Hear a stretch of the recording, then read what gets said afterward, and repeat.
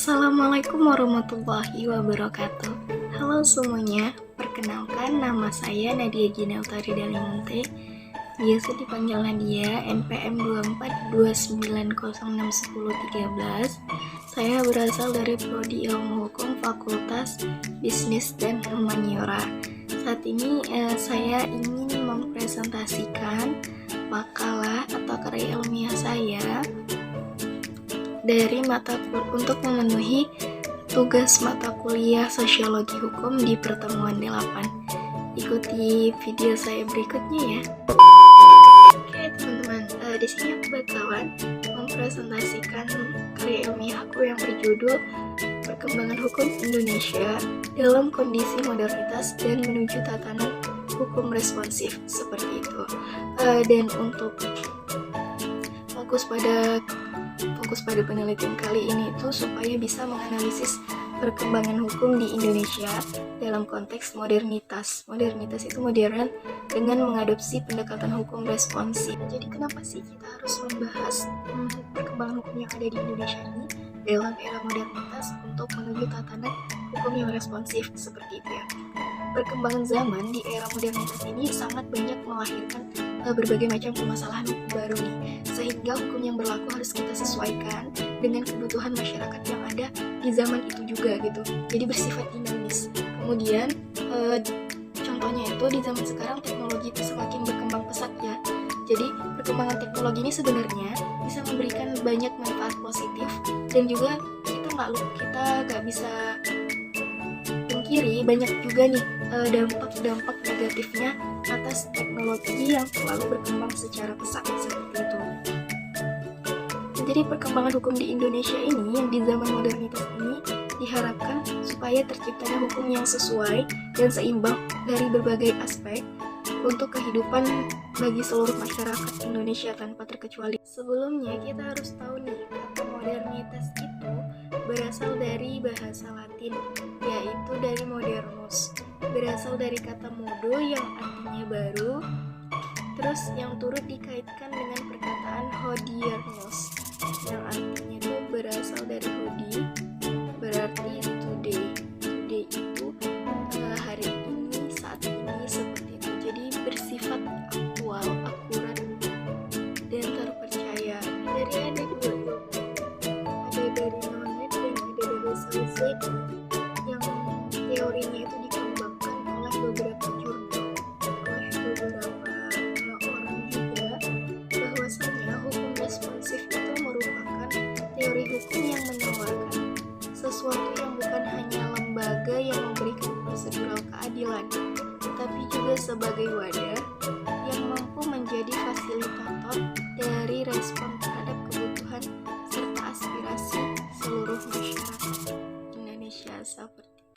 Ternyata diberlakukannya hukum modern ini tuh ada alasannya, karena tujuannya itu supaya sejak Indonesia merdeka ini, sejak di zaman kolonial dahulu, hukum modern ini diadakan atau dilahirkan itu supaya para penguasa tidak menyalahgunakan kekuasaannya untuk menindas rakyat, karena pada kenyataannya kita adalah negara yang hasil jajahan, seperti itu.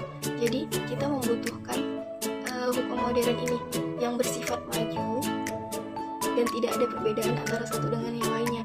Jadi pihak penguasa tidak bersifat sewenang-wenang kepada rakyat. Kita langsung masuk ke pembahasannya. Jadi aku masukin 4 poin penting. Yang pertama itu kondisi hukum di Indonesia. Yang kedua itu ada perkembangan hukum di Indonesia. Kemudian ada hukum modern dan ada hukum responsif. Jadi yang pertama ada perkembangan hukum di Indonesia. Perkembangan hukum di Indonesia ini membahas suatu harapan untuk terciptanya hukum yang seimbang dan sesuai serta selaras bagi seluruh masyarakat dari segala aspek kehidupannya, seperti itu. Kemudian perlu kita ketahui bahwa hukum yang ada di Indonesia ini memiliki perjalanan sejarah yang cukup panjang dan kompleks ya, mulai dari pengaruh berbagai masa. Misalnya prakolonial, kolonial Belanda, Jepang, Inggris gitu, hingga kemerdekaan yang membentuk sistem hukum kita sendiri sampai saat ini. Sebelum masa kolonial, hukum adat dan hukum Islam sudah ada terlebih dahulu. Hukum adat yang berlaku pada masa itu mengikuti sistem kekerabatan, sedangkan hukum Islam pada masa itu hanya berlaku bagi masyarakat yang memeluk agama itu sendiri. Selanjutnya, Belanda yang membawa sistem hukum Eropa kontinental. Pasca kemerdekaan, sistem ini jadi dasar hukum di negara Indonesia, karena pada masa itu Belanda yang berkuasa di Indonesia. Kajian sejarah hukum suatu periode yang berlaku pada masa lampau membahas analisa tentang undang-undang, peraturan pemerintah, dan keputusan pengadilan yang berlaku pada masa itu. Jadi lembaga-lembaga yang menjalankan undang-undang tadi, peraturan pemerintah tadi, dan keputusan pengadilan itu ada lembaga-lembaganya yang berwenang atau bertanggung jawab. Yang pertama itu ada pengadilan, kepolisian, dan lembaga legislatif. Kemudian masuk ke poin 2. Di poin 2 itu ada kondisi hukum di Indonesia. Kondisi hukum di Indonesia ini merujuk pada sistem peraturan perundang-undangannya yang berlaku, praktik peradilan, dan suasana sosial dan politik yang mempengaruhi implementasi di negara ini. Dalam konteks ini, hukum Indonesia mengatur hubungan antara individu, masyarakat, negara, serta mengatur berbagai aspek kehidupannya, mulai dari HAM atau hak asasi manusia, ekonomi, politik, serta lingkungan lainnya. Kondisi hukum mencerminkan sejauh mana hukum dapat diterapkan secara adil, efektif, dan efisien di seluruh lapisan masyarakat. Jadi kondisi hukum di Indonesia itu dipengaruhi oleh beberapa faktor nih, di antaranya sistem hukum yang berlaku. Kenapa sistem hukum yang berlaku itu jadi faktor yang utama? Karena Indonesia menganut sistem hukum yang menggabungkan sistem hukum sivil yang berasal dari Belanda dan beberapa pengaruh dari hukum adat dan hukum Islam terdahulu. Undang-Undang Dasar Negara Republik Indonesia tahun 1945 menjadi dasar hukum tertinggi yang memandu penyusunan peraturan-peraturan hukum lainnya, atau Konstitusi Negara Indonesia itu UUD 1945. Kemudian poin kedua, undang-undang dan peraturan perundang-undangan menjadi salah satu faktor kondisi hukum di Indonesia. Kenapa? Karena sistem hukum Indonesia mengatur berbagai aspek kehidupan melalui undang-undang yang berlaku, seperti Kitab Undang-Undang Hukum Pidana atau KUHP, Kitab Undang-Undang Hukum Perdata atau KUHPR, serta undang-undang yang lebih spesifik seperti UU tentang mengatur HAM dan Undang-Undang Lingkungan Hidup dan lain sebagainya. Itu masih banyak. Proses pembuatan undang-undang tersebut dilakukan oleh lembaga legislatif atau DPR dan pemerintahnya. Kemudian poin ketiga, kita ada penerapan dan penegakan hukum yang menjadi salah satu faktor perkembangan kondisi hukum di Indonesia. Penegakan hukum di Indonesia masih menghadapi berbagai tantangan nih, seperti ketidakpastian hukum, korupsi, bagian tindakan kejahatannya itu masih banyak, dan banyaknya lagi masalah dan sistem peradilan yang terjadi. Sampai saat ini kita bisa lihat sama-sama, baik mau dilihat secara nyata maupun dilihat melalui media, masih banyak permasalahan-permasalahan sosial yang terjadi seperti itu. Kemudian meskipun sudah ada lembaga-lembaga yang bertugas untuk menegakkan hukum ini, ternyata masih banyak nih proses hukum yang terasa lambat, mahal, dan tidak selalu berpihak pada keadilan yang sesungguhnya. Nah, itu tadi kenapa hukum modern ini diberlakukan, tujuannya supaya pihak penguasa itu nggak sewenang-wenang melakukan atau memberikan keputusan kepada masyarakatnya. Tujuan awalnya hukum modern itu seperti itu. Namun pada kenyataannya di lapangan di Indonesia kita ini, ketika kita bisa mengatur seperti itu. Kemudian poin keempat, peran lembaga hukum di Indonesia itu menjadi salah satu faktornya nih. Kenapa? Jadi salah satu faktor kondisi hukum di Indonesia. Di Indonesia itu, lembaga hukum seperti MK, MA, dan KPK memainkan peran penting dalam menjaga keadilan hak-hak warga negara. Namun keberhasilan lembaga-lembaga ini dalam menjalankan fungsinya sering terhambat oleh faktor internal dan eksternalnya. Kemudian poin kelimanya, masalah dan tantangan hukum. Kondisi hukum di Indonesia masih dihadapkan beberapa dengan tantangan. Tantangannya ini termasuk tantangan yang cukup besar. Yang pertama itu kayak korupsi. Korupsi kita sampai saat ini nggak bisa pungkiri, Dengan beratnya hukum yang sudah berlaku pun masih banyak orang yang melakukan tindakan korupsi seperti itu. Mau korupsi kecil-kecilan ataupun besar-besaran, mau korupsi secara terang-terangan. Saat ini tindakan korupsi itu dianggap sudah biasa aja. Meskipun adanya pemberantasan korupsi ini, korupsi masih menjadi salah satu masalah besar dalam sistem hukum yang ada di pemerintahan Indonesia. Karena lebih parahnya lagi, orang yang berwenang dalam mengatur hukum yang ada di Indonesia ini adalah orang yang terjerat kasus korupsi. Seperti itu. Kemudian poin keduanya itu ketidaksetaraan akses hukum. Masyarakat di daerah terpencil atau kalangan ekonomi menengah ke bawah seringkali nih mengalami kesulitan untuk mengakses keadilan. Kemudian ketiga itu kepastian hukum. Beberapa kebijakan dan peraturan yang dibuat terkadang bertentangan satu sama lain, sehingga menyebabkan ketidakpastian hukum bagi masyarakat itu sendiri. Apalagi masyarakatnya itu menengah ke bawah, jarang sih dapat keadilan yang sesuai. Kemudian yang keempat, penegakan hukum yang tidak merata. Terdapat ketimpangan dalam penegakan hukum nih, di mana orang-orang dengan kekuasaan yang kekayaannya itu yang lebih tinggi seringkali dapat menghindari hukuman, seperti yang aku jelasin sebelumnya. Kemudian ada faktor yang mempengaruhi kondisi hukum itu, yaitu perkembangan dan reformasi hukum. Indonesia ini terus berupaya untuk memperbaiki dan mereformasi sistem hukumnya. Salah satunya adalah dengan melakukan perubahan pada undang-undang yang dianggap sudah kusam dan tidak sesuai dengan masyarakat yang ada pada zaman sekarang.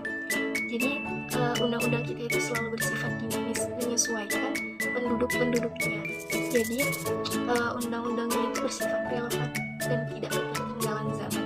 Reformasi hukum ini cukup memperbaiki sistem peradilan dan memperkuat lembaga-lembaga penegakan hukum seperti KPK dalam memberantas korupsi. Selanjutnya ada di poin ketiganya, ada di hukum modern. Hukum modern itu sistem hukum yang berkembang seiring dengan perubahan sosial, politik, ekonomi, dan teknologi yang ada di masyarakat. Hukum modern itu mencakup tentang peraturan, norma, dan prinsip hidup yang diterapkan supaya bisa mengatur segala aspek kehidupan masyarakat di era kontemporer saat ini, dengan fokus pada perlindungan HAM, keadilan sosial, dan tata kelola pemerintahan yang ada di negara kita sendiri. Hukum modern lebih menekankan pada prinsip hukum internasional, perlindungan terhadap hak-hak individu, serta penerapan teknologi dalam proses hukum. Kemudian ada karakteristik hukum modern. Yang pertama itu berbasis pada negara hukum. Kita tuh kalau gunakan hukum modern berbasis pada negara hukum, atau yang sering kita dengar tuh rule of law. Hukum modern menekankan bahwa semua tindakan negara dan individu harus berdasarkan hukum. Maka kita disebut sebagai, sejak negara kita ini merdeka atau lahir, kita itu disebut negara hukum. Namun hukumnya yang terbilang masih berantakan seperti itu. Negara tidak bisa bertindak sembarangan tanpa dasar hukum yang jelas. Prinsip ini memastikan bahwa tidak ada orang atau institusi yang berada di luar hukum. Kemudian, karakteristik yang kedua itu HAM. HAM salah satu aspek penting dalam hukum modern, karena perlindungan HAM itu menjadi tujuan untuk melindungi hak-hak individu, kelompok, dalam hal termasuk kebebasan berpendapat, kebebasan beragama, dan kebebasan hak atas perlakuan yang adil serta setara dalam penerapan kehidupan. Kemudian yang ketiga itu karakteristiknya demokrasi dan keterlibatan masyarakat. Hukum modern mengedepankan prinsip demokrasi ini, di mana hukum dibuat dengan melibatkan partisipasi masyarakat melalui proses legislatif yang terbuka. Jadi masyarakat dibebaskan untuk memberikan aspirasi atau masukan-masukan.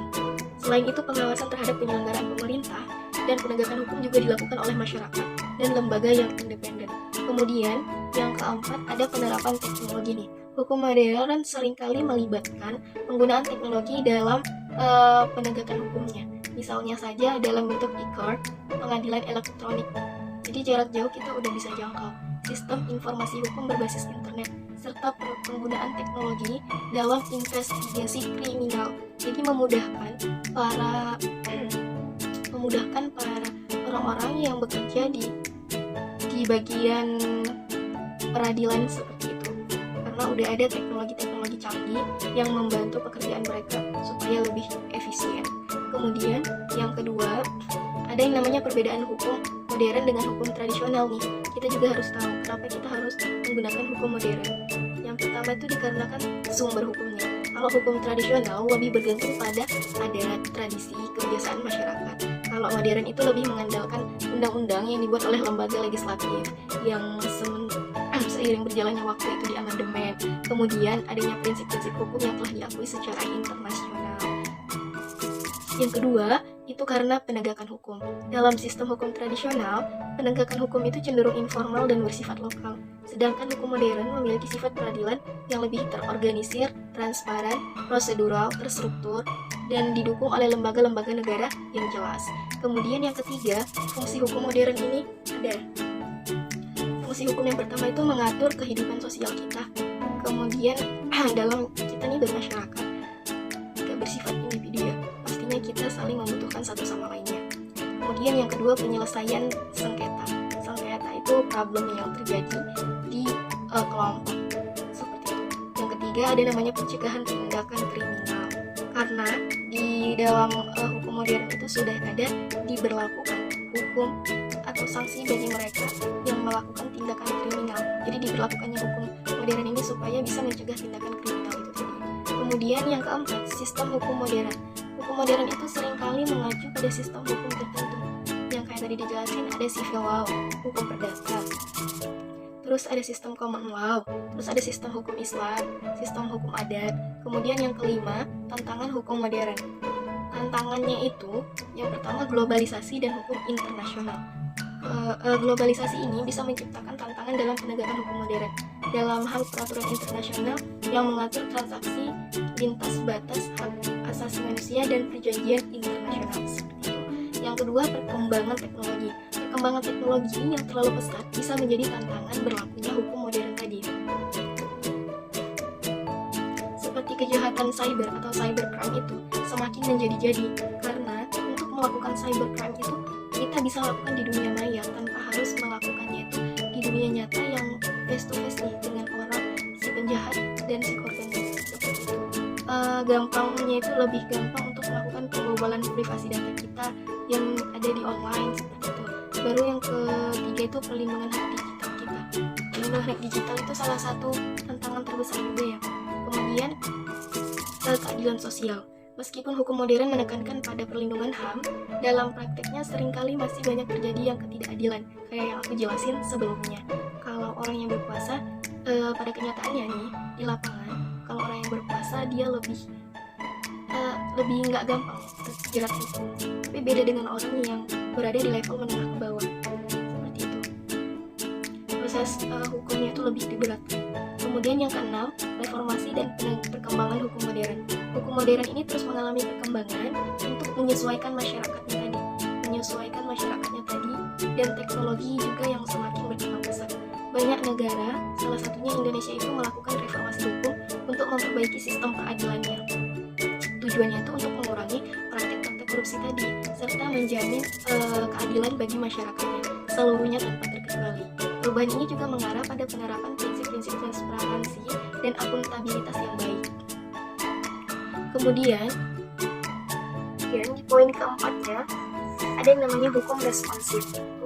Hukum responsif itu sebuah konsep di mana dalam ilmu hukum yang mengacu pada pendekatan hukum yang berfokus pada kemampuan sistem hukum untuk merespon atau menanggapi perubahan yang ada di dalam masyarakat.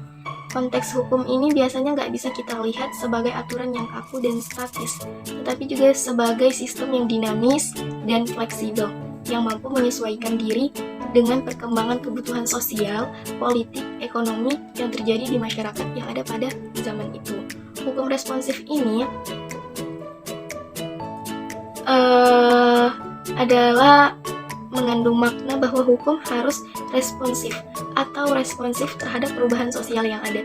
Maksudnya gimana? Maksudnya suatu hukum harus memberikan respon terhadap permasalahan atau konflik atau sengketa yang terjadi di masyarakat tersebut dengan solusi yang cepat, tepat, dan efektif.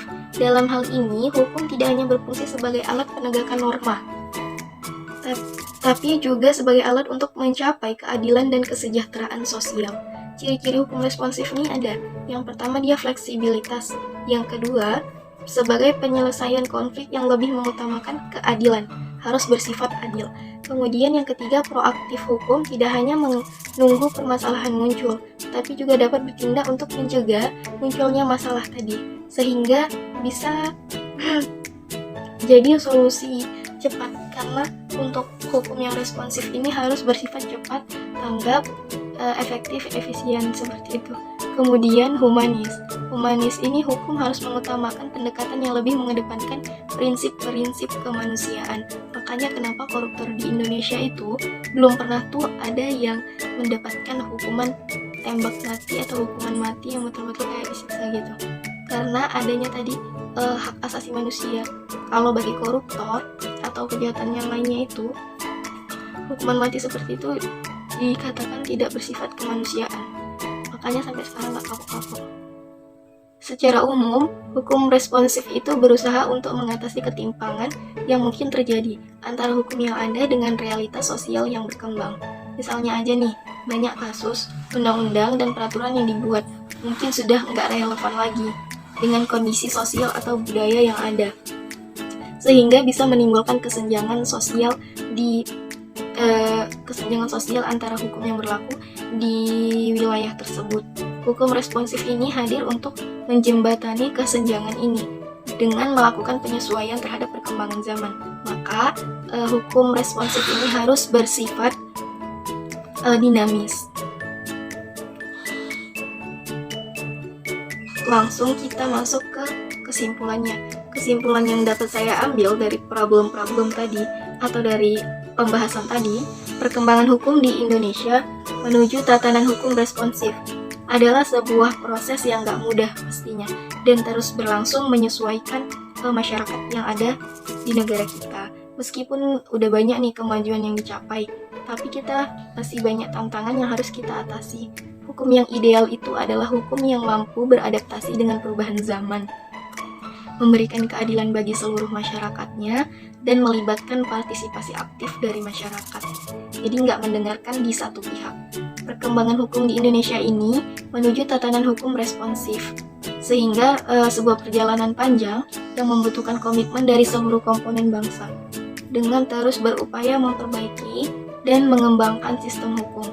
Diharapkan di Indonesia itu bisa mewujudkan tatanan yang adil, demokratis, dan mampu menjawab tantangan di masa depan tanpa harus menunggu adanya problem dulu baru kita sediakan hukum yang berlaku seperti itu.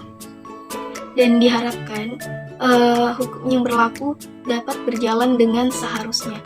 Maksudnya itu tidak ada pihak yang sewenang-wenang memanfaatkan kekuasaan untuk terhindar dari hukum apabila terjerat dan terbukti berbuat kesalahan, dan bersikap adil kepada masyarakat dari level menengah ke bawah. Jadi nggak ada perbedaan lagi tuh. Terima kasih saya ucapkan untuk teman-teman dan Bapak dosen atas kesempatan yang diberikan ke saya dalam mempresentasikan tugas saya di pertemuan ke-8 ini. Mohon maaf Pak, masih banyak kesalahan dan terdapat banyak kekurangan dari presentasi maupun makalah saya, karya ilmiah saya. Saya harap Bapak dapat memaklumi dan mengerti. Saya akhiri presentasi saya. Dan wa'alaikum warahmatullahi wabarakatuh. Assalamualaikum warahmatullahi wabarakatuh. Bye-bye.